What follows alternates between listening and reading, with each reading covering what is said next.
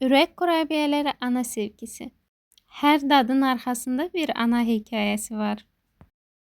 Bu kurabiyelər mən yox, anam bişirir. Mətbəxdə əllərini una batırıb hər xəmir parçasını o qədər zərif yayır ki, elə bil ürəkləri yoğurur, sözsüz danışır. Balı əlavə edəndə isə sakitcə gülümsəyir. Mən soruşuram, niyə ürək formasında hazırlayırsan? Cavabı sadə olur, çünki hər kəsə biraz sevgi lazımdır. Anamın bişirdiyi bu kiçik kurabiyelər evə elə bir qoxu yayır ki, sanki uşaq vaxtıma qayıdıram. Təkrar baxıram, eyni resept, eyni forma, amma hər dəfə başqa bir hiss oyadır. Kim bu kurabiyəni yeyirsə deyir, başqa cür dadı var. Mən isə içimdə pıçıltı ilə cavab verirəm. Bu anamın sevgisinin dadıdır. Nəhayət ki, çatdıq hekayəmizin sonuna və kiçik ballı kurabiyelər də artıq hazırdır. Videonu bəyənib və kanalımıza abunə olmağı unutmayın. Hələlik.